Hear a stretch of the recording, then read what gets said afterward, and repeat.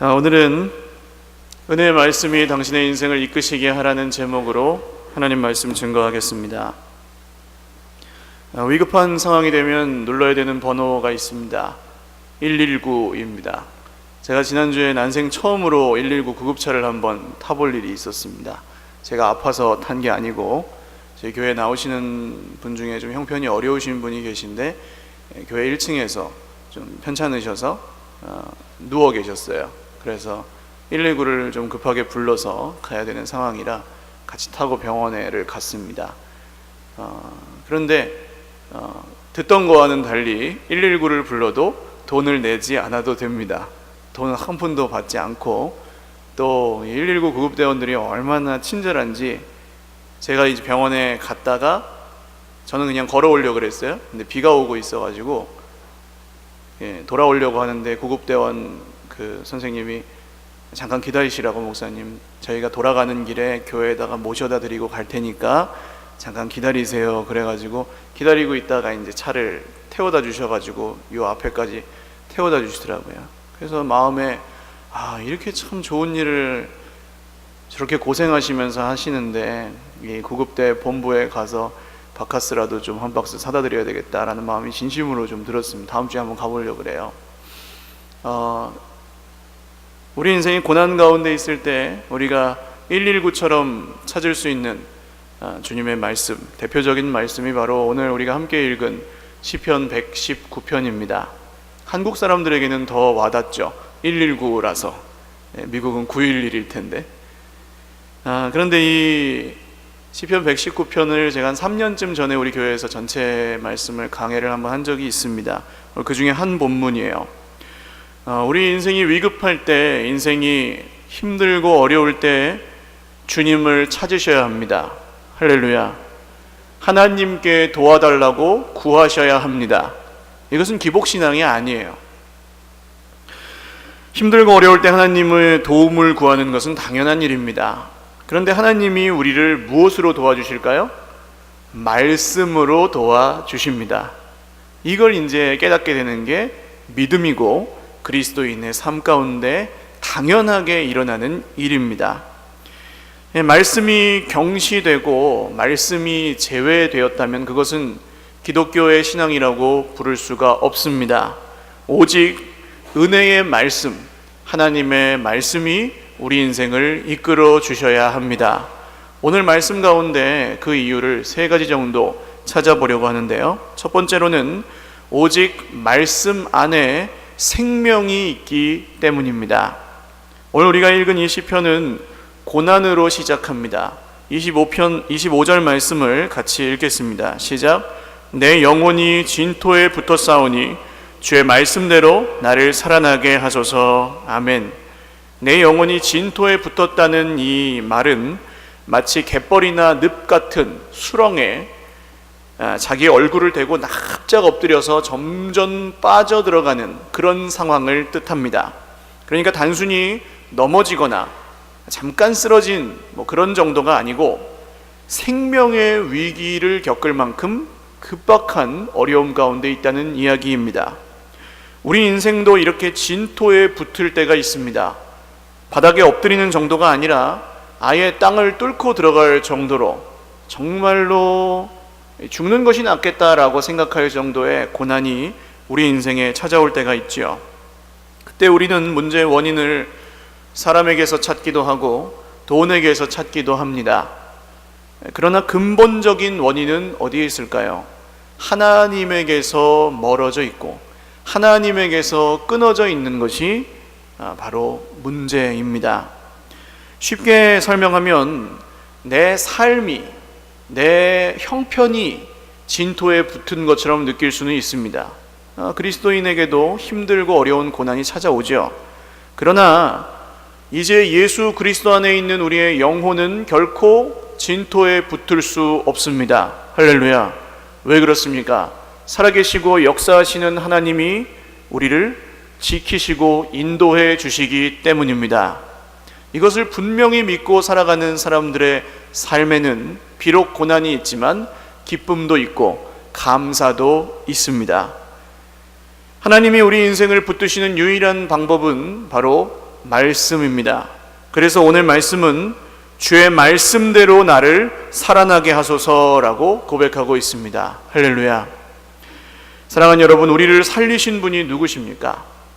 진토에 붙어있던 우리의 영혼을 건지셔서 하늘로 올리신 분이 누구십니까?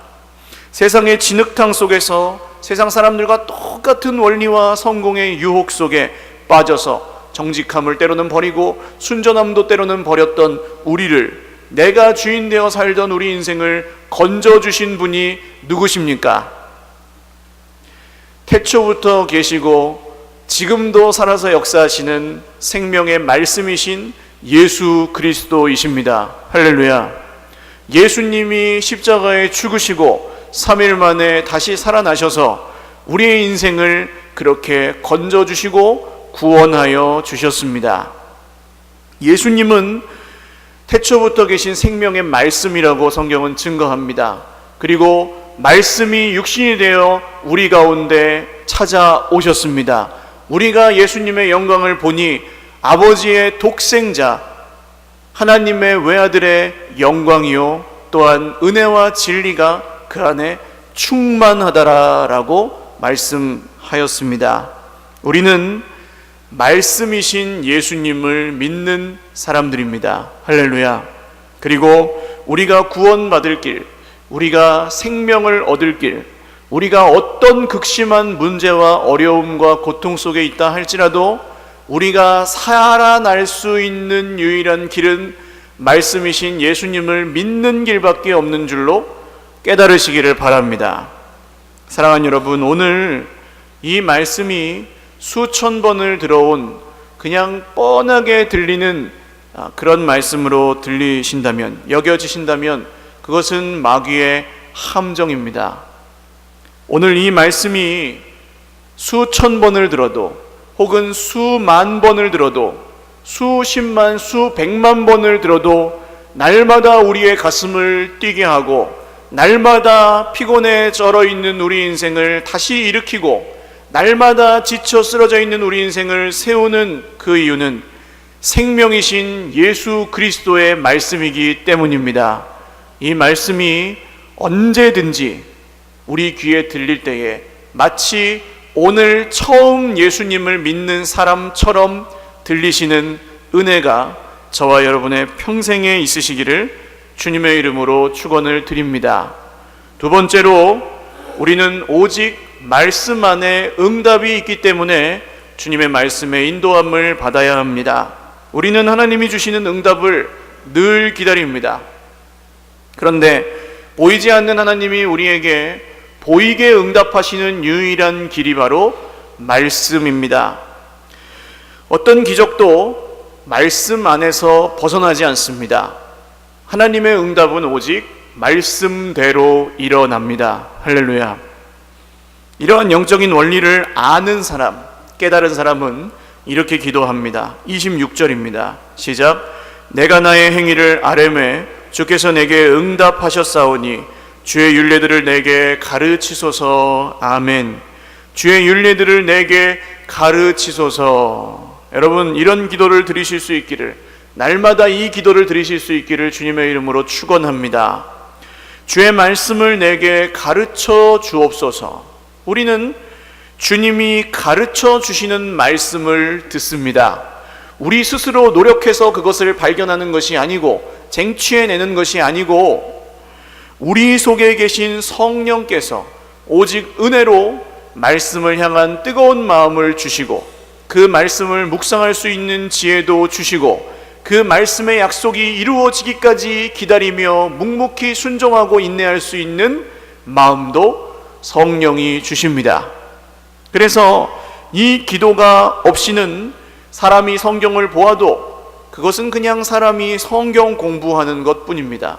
지식에서 그칠 때가 많아요. 거기에는 말은 있지만 능력은 없습니다. 그러나 하나님의 나라는 말에 있지 아니하고 능력에 있다고 우리 주님은 분명히 말씀하십니다. 27절을 읽겠습니다. 시작.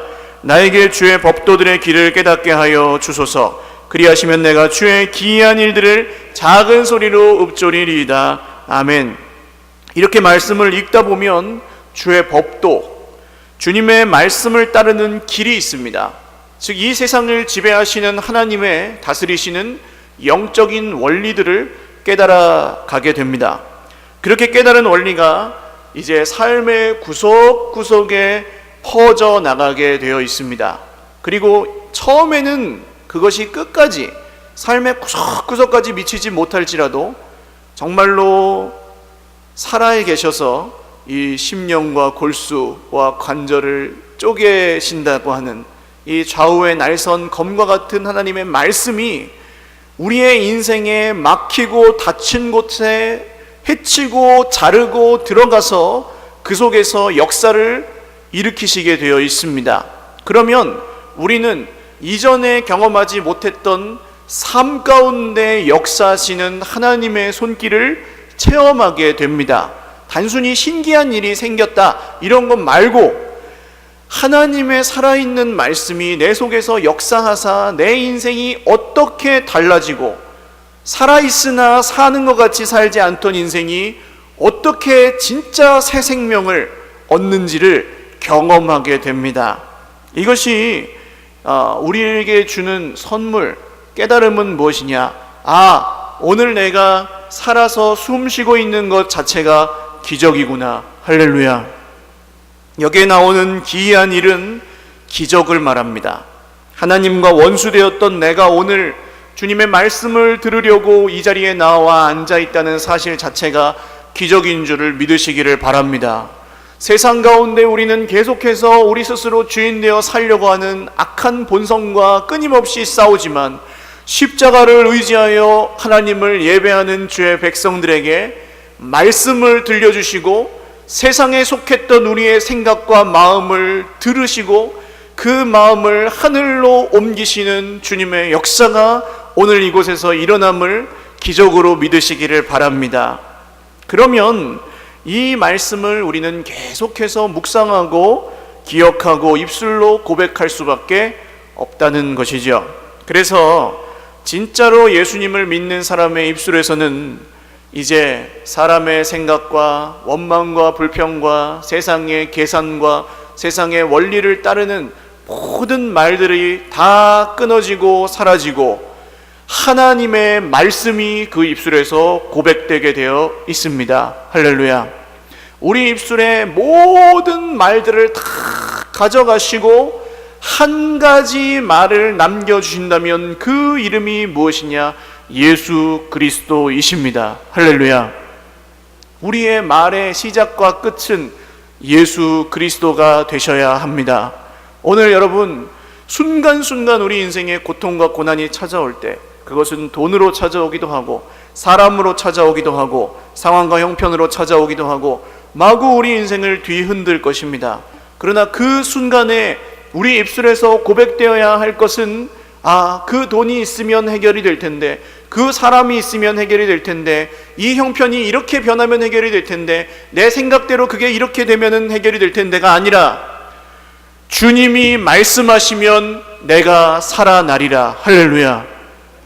이것이 우리의 입술에 남는 유일한 고백이 되실 수 있기를 바랍니다. 28절 말씀도 읽겠습니다. 시작. 나의 영혼이 눌림으로 말미암아 녹사오니 주의 말씀대로 나를 세우소서. 아멘.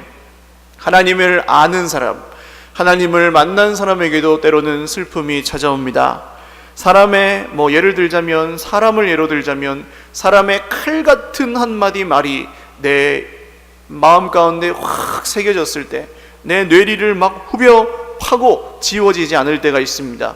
그러면 그 사람과 헤어진 다음에도 자꾸 그 말이 떠오르고 그 생각이 나를 지배하고 계속해서 그 말을 묵상하면서 그 사람을 향한 미움을 키워가고 결국 다시 만나보면 내가 그 사람과 원수가 되어 있을 때, 이런 경우가 바로 영혼이 눌림으로 말미암아 녹아버렸다라고 표현하는 그런 일 아니겠습니까? 사람뿐만이 아니라 물질에 관련된 것도, 세상의 어떤 명예에 관련된 것도, 권력에 관련된 것도, 쾌락에 관련된 것도 다 우리에게 이런 시험으로 찾아올 수가 있습니다.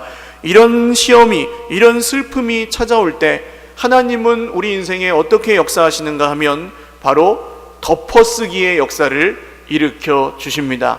말씀이 우리 인생에 있는 고통을 온통 뒤덮어서 이 고통이 없어진 것은 아니지만, 이 슬픔이 사라진 것은 아니지만, 그 말씀이 완전히 은혜로 우리를 뒤덮어서 기억도 나지 않고 생각도 나지 않을 정도까지 우리를 치유하시고 회복하시는 놀라운 역사를 일으켜 주십니다.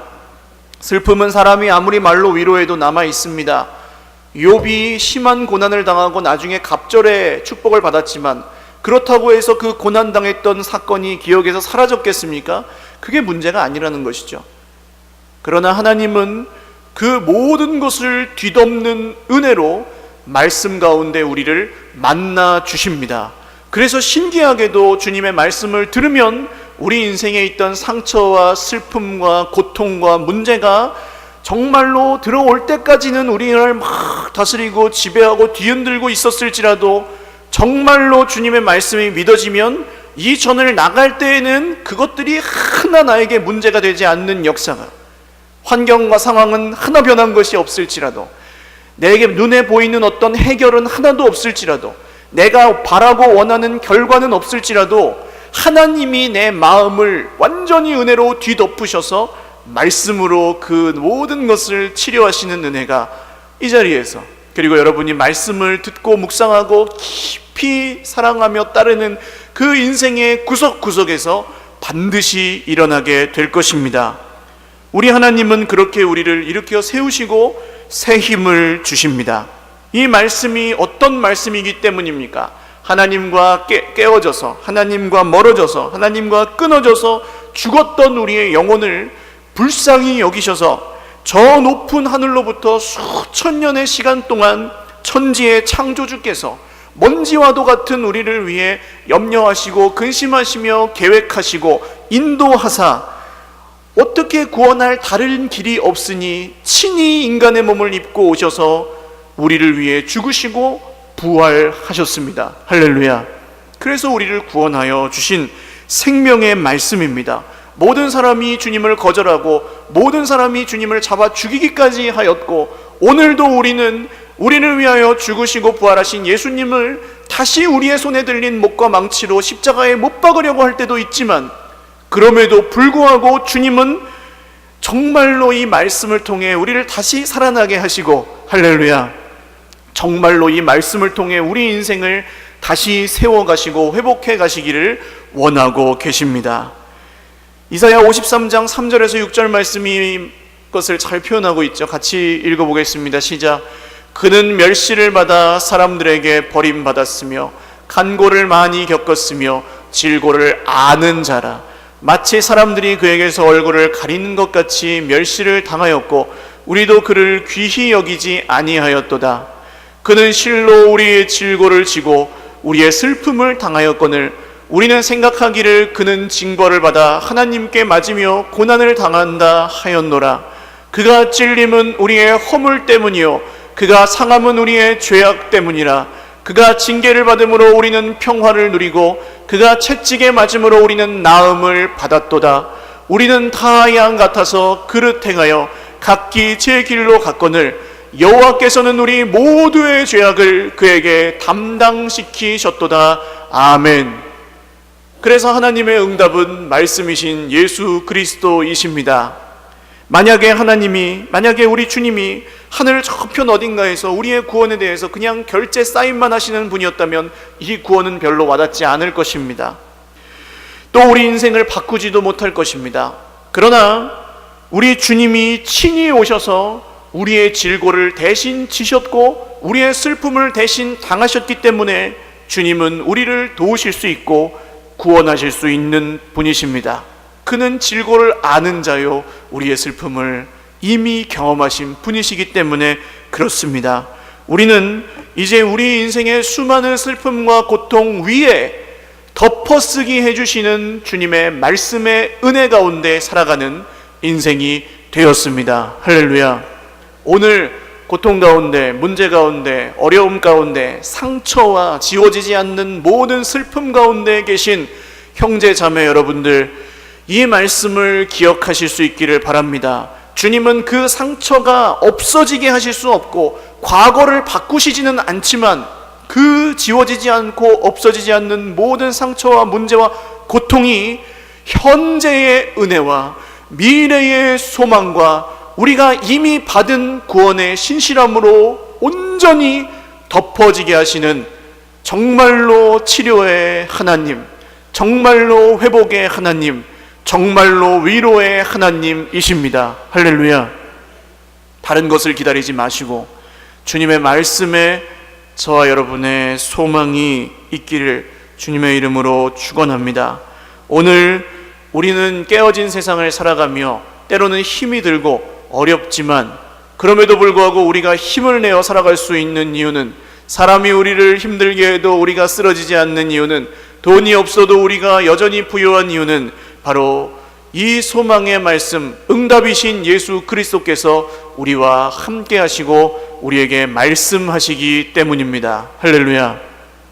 마지막으로 세 번째는 오직 말씀 안에 소망이 있기 때문입니다. 우리 인생에 영원히 변하지 않는 소망은 오직 주님의 말씀뿐입니다. 29절 같이 읽겠습니다. 시작. 거짓 행위를 내게서 떠나게 하시고 주의 법을 내게 은혜로이 베푸소서. 아멘. 법이 자꾸 바뀌면 나라는 변하지 않습니다. 좋아질 수가 없습니다.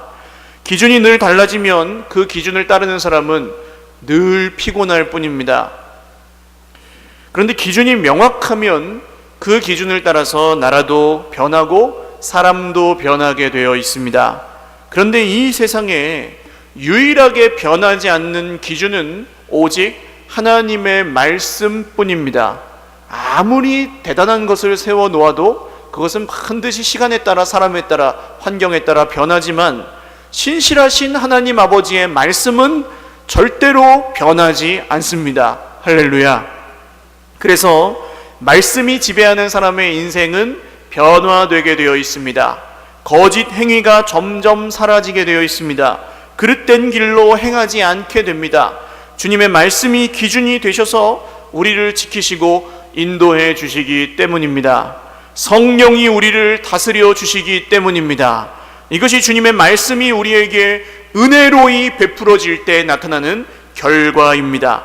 30절도 읽겠습니다. 시작. 내가 성실한 길을 택하고 주의 규례들을 내 앞에 두었나이다. 아멘. 사람이 하나님의 은혜를 계속 받다 보면, 성령의 전적인 다스림을 계속해서 따라가다 보면 이제 자기 스스로도 어떤 길을 택해야 할지를 알 수 있게 됩니다. 그래서 그 길을 택해요. 이것이 은혜 가운데 있는 사람의 적극성과 능동성입니다. 이것은 순종으로 나타나게 되어 있습니다. 그래서 성실한 길을 스스로 선택한다고 했습니다. 뭐가 맞는지, 뭐가 옳은지, 뭐가 진짜인지를 알기 때문에 당연히 이제는 그리로 간다는 거예요. 유혹받지 않습니다. 어린이들이 처음에는, 아기 때에는 밥을 안 먹습니다. 그러면 엄마는 어떻게든 그 입에 밥을 넣는 것이 인생의 목적입니다. 처음에는 그럼 그 아이가 밥을 안 먹을지라도 먹다 보면은 어떻게 됩니까? 먹을까요? 안 먹을까요? 먹습니다. 그 이유가 뭘까요? 맛있으니까. 다른 이유가 없습니다. 먹어보고 맛이 있으면 처음에는 먹여줘야 먹지만 나중에는 자기가 숟가락을 들고 퍼먹게 되어 있습니다. 하나님의 말씀의 은혜도 마찬가지예요. 처음에는 인도해주는 사람도 필요하고, 처음에는 어떤 공부도 필요하고, 처음에는 이끌어주는 사람, 도와주는 사람, 하나님의 인도하심, 모든 게 다 필요하지만 우리가 어느 정도 하나님의 인도하심에 온전히 익숙해지면 그때부터는 스스로 그 말씀의 길을 온전히 따라가며 기뻐하며 그 안에서 자라가며 그 안에서 날마다 더 풍성해지는 놀라운 역사가 일어난다는 것입니다. 그래서 주님은 남편이 5이었고 소망이 없었던 사마리아 여인에게 이런 말씀을 하십니다. 나를 믿는 자는 그 배에서 생수의 강이 흘러 넘치리라. 내가 영원히 너에게 목마르지 않는 생수를 줄 것이다. 아니, 이 속에 뭐가 있어서 그런 게 흘러 넘치겠습니까? 주님의 말씀을 따라가고 이제는 스스로 그 성실한 길을 선택하기로 결정하고 따라가는 사람의 속에서는 생수의 강이 흘러 넘쳐서 정말로 자기 자신뿐만이 아니라 모든 사람을 살리는 달고 오묘한 그 말씀의 사자가 된다는 뜻입니다. 그 증거로 드러나는 것이 무엇이냐? 주의 규례들, 즉 말씀을 내 앞에 둔다고 하였습니다. 어디에 둔다고요? 주의 말씀을 내 앞에 둔다고요. 이런 사람은 주의 규례를 내 앞에 둡니다. 말씀은 내 앞에 두는 것입니다. 할렐루야. 말씀이 뒤에 있고 나를 따라오게 만드는 것이 아닙니다. 내가 막 살아가다가 어느 순간 필요해가지고 이렇게 꺼들떠 봤더니 그게 나에게 도움이 되고 그런 게 아니고, 말씀은 내 인생에 언제나 아무리 급한 일이 있어도, 아무리 중요한 일이 있어도, 아무리 내 코가 석자고 지금 형편이 어려워도 언제나 말씀은 내 앞에 있어야만 합니다. 할렐루야. 말씀이 인도하시고 내가 그 뒤를 그대로 따라가는 것, 태초부터 계신 생명의 말씀이신 예수께서 나를 인도하시는 인생, 나는 오로지 그저 예수님을 닮아가고 그 말씀에 순종하는 것, 상황과 형편을 따르지 않고, 오늘 내 마음과 자존심을 따르지 않고, 내 계산과 생각을 따르지 않고 내 앞에 계신 주님의 말씀을 따라가는 것. 할렐루야. 이것이 진짜 믿음입니다. 성경은 이 길이 좁은 문이라고 합니다. 벌써 우리가 딱 들으면 부담스럽잖아요. 그러나 문이 좁아서 통과하기 힘든 것이 아닙니다. 길이 험해서 못 가는 게 아닙니다. 성경을 좀 주의 깊게 읽으신 분들은 아마 발견하셨을 거예요. 마태복음에 나오는 말씀인데 같이 한번 읽어보겠습니다. 시작. 좁은 문으로 들어가라. 멸망으로 인도하는 문은 크고 그 길이 넓어 그리로 들어가는 자가 많고, 생명으로 인도하는 문은 좁고 길이 협착하여 찾는 자가 적음이라. 아멘. 자, 길이 문제가 아니고, 문이 문제가 아니고, 뭐가 문제입니까? 찾는 자가 적음이라. 아예 찾지도 않는다는 말씀이에요. 그 길은 좁을 거야. 그 길은 험할 거야. 그 길은 어려워. 내 길이 아니야 라는 생각들에 온전히 사로잡혀서 갈 생각도 하지 않는, 우리가 왜 성경 말씀에서 기대하지 않습니까? 왜 하나님의 말씀이 내 인생에 진짜로 역사할 거라고 기대하면서 기뻐하면서 성경을 펴지를 못할까요? 찾는 자가 적기 때문입니다. 멸망하는 길은요, 남편이, 아내가 나를, 배우자가 나를 열받게 하면은 거기서 그냥 푸르륵 하고 화내는 것, 찾는 그 길은 가는 자가 많아요. 그러나 그 순간에 주님의 말씀 앞에 복종함으로 무릎 꿇는, 찾는 자는 적지만 그 길에 생명이 있을까요, 없을까요? 나도 살고 남편도 살까요, 안 살까요? 산다는 것입니다. 할렐루야. 아주 적지만 그 문을 찾고 두드리고 그 문으로 들어가는 사람에게는 소망이 있는 줄을 믿으시기를 바랍니다. 어떤 소망입니까? 이제 나는 더 이상 이 죄악 세상, 소망 없는 이 세상에 속하지 아니하고 이 죄악 세상을 변화시키고 회복하시고 구원하시는 하나님의 대사가 되었습니다. 할렐루야. 우리 외교관입니다. 하나님 나라의 외교관. 그래서 우리가 가는 곳마다 하나님의 나라가 전파되고 하나님의 나라로 변화되게 되어 있습니다. 외교관의 관저는 그 나라가, 그 외교관이 이제 파송된 그 나라에게 준 땅입니다. 치외법권입니다. 외교관 관저로 들어가면은, 공사로 들어가면은 벌을 줄 수가 없어요.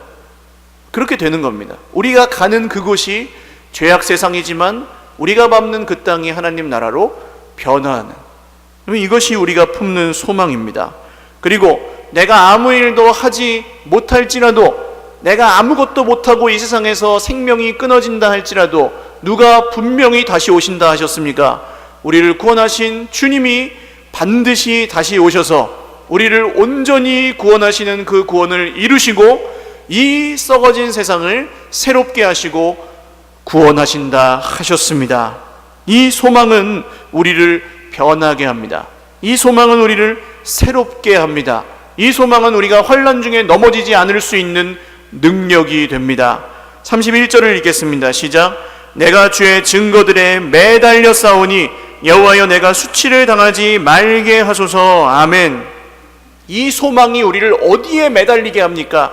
주의 말씀에 매달리게 합니다. 아까 처음에는 우리 영혼이 어디에 붙어 있었습니까? 진토에 붙어 있었습니다. 먼지를 뒤집어 쓰고 진흙탕 수렁에 빠져서 영혼이 눌리며 녹는 상태였습니다. 그런데 우리 하나님은 이제 어디에 우리를 매달려 있게 하십니까? 주의 증거들, 주님의 말씀에 붙어 있게 하십니다. 할렐루야. 왜요? 우리의 소망이 주님의 말씀이기 때문입니다. 하나님의 은혜는 그러면 무엇입니까? 진토에 붙어있던 우리 인생을 건져내셔서 하나님의 말씀에 붙이시고 그것을 거두지 않고 계속해서 끌고 가시는 것이 바로 하나님의 은혜입니다. 진토에 붙어있는 인생은 늘 슬픔과 수치와 가난과 고난과 고통의 연속이지만 말씀에 붙어있는 인생은 소망의 인생이 되었습니다. 고린도후서 6장 말씀입니다. 이 소망을 잘 표현한 구절이에요. 한번 같이 읽겠습니다. 시작. 우리는 속이는 자 같으나 참되고 무명한 자 같으나 유명한 자요 죽은 자 같으나 보라 우리가 살아있고 징계를 받는 자 같으나 죽임을 당하지 아니하고 근심하는 자 같으나 항상 기뻐하고 가난한 자 같으나 많은 사람을 부유하게 하고 아무것도 없는 자 같으나 모든 것을 가진 자로다. 아멘. 그리고 바울이 이 말씀의 밑에 이렇게 권면합니다. 같이 읽죠. 내가 자녀에게 말하듯 하노니 보답하는 것으로 너희도 마음을 넓히라. 이 소망을 품은 사람은 마음을 넓히게 되어 있습니다. 왜 마음을 넓혀야 될까요? 오늘 마지막 절에 답이 있어요. 같이 읽겠습니다. 시작. 주께서 내 마음을 넓히시면 내가 주의 계명들의 길로 달려가리이다. 아멘. 주님이 마음을 넓히시는 게 뭡니까? 소망입니다. 그릇을 엎어놓으면 비가 억수같이 쏟아져도 그릇에 물은 한 방울도 담길 수가 없습니다. 그런데 하나님은 고난과 고통 가운데 우리 인생에 소망의 그릇을 준비하십니다. 이 그릇은 하나님의 은혜가 쏟아지는 방향으로 열려 있고 커져가게 되어 있습니다. 그리고 하나님의 은혜의 때에 그 그릇을 넘치게 채우셔서 그 사람만 살리는 게 아니라 그 주변의 모든 인생들이 살아나게 하시는 놀라운 계획을 이루어 주십니다. 이게 하나님이 오늘 말씀을 통해 우리에게 베푸시는 소망의 은혜입니다. 사랑하는 여러분, 그래서 고난에서 벗어나 주님의 말씀을 붙든 사람은 이렇게 고백합니다. 말씀의 길로 달려갈 수 있게 되었다고. 67절에 그래서 이런 고백이 나와요. 같이 읽겠습니다. 시작. 고난 당하기 전에는 내가 그릇 행하였더니 이제는 주의 말씀을 지키나이다. 그래서 고난 당한 것이 내게 유익이다. 고난도 내게는 축복이다. 이제는 이런 인생을 살아가는 사람은 고난이 오잖아요. 그럼 아우 힘들어, 아우 죽겠어, 그러지 않습니다. 하나님이 이번에는 나에게 또 어떤 은혜를 주시려고 이 고난을 당하게 하시는가. 할렐루야. 기대함을 품습니다. 이제 말씀을 맺습니다. 만약에 우리 인생에 찾아오는 고난에게 입이 있어서 우리에게 뭔가 말하라고 한다면 아마 고난은 이렇게 말할 겁니다. 같이 한번 읽어보실까요? 시작. 당신은 하나님의 은혜 없이는 살 수가 없는 존재입니다. 이것을 알게 하려고 내가 당신에게 온 것입니다. 당신이 이 사실을 일찍 깨달을수록 나는 당신에게서 일찍 떠날 것입니다. 그래서 고난과 은혜는 마치 동전의 양면처럼 같이 옵니다. 처음에는 우리가 그 고난에서 단순히 벗어나는 게 은혜라고 생각하지만 조금 더 깊어지면 고난이 있고 없고에 상관없이 내 삶을 온전히 에워싸고 계시는 하나님의 은혜를 경험하게 됩니다. 사람이 우리를 어떻게 할 수 있겠습니까? 물질이 우리를 어떻게 할 수 있겠습니까? 여러분, 우리 인생에 우리가 앓고 있는 질병이 우리를 어떻게 할 수 있겠습니까? 하나님이 살아계신데. 이게 믿어지니까 우리는 오늘 한 번 기분 나빠도, 한 번 자존심 상해도, 한 번 어려움이 찾아와도 다시 일어나 그릇된 길에서 벗어나 다시 말씀의 길로 걸어갈 수 있는 것이죠. 사랑하는 여러분, 언제나 다른 곳에서 위로를 구하지 마십시오. 다른 곳에서 소망을 구하지 마십시오. 평생에 주님의 말씀이 내 앞에 계시고 나는 그 말씀을 따라가는 인생, 그것으로 합니다. 같이 한번 기도할 텐데요. 하나님, 정말 내가 주님의 말씀만이 나의 생명임을 믿습니다 라고 고백하는 분들은 가슴에 한번 손을 얹겠습니다. 하나님, 내가 정말 주님의 말씀 안에 응답이 있음을, 오직 주님의 말씀 안에 응답이 있음을 믿습니다. 손을 얹으십시오. 주님, 오직 주님의 말씀만이 나의 소망입니다 라고 생각하시는 분들, 믿으시는 분들, 나의 형편과 상황에 상관없이 그렇게 믿어지신다면, 오늘 말씀을 듣고 그런 믿음을 주신다면 가슴에 손을 얹으십시오.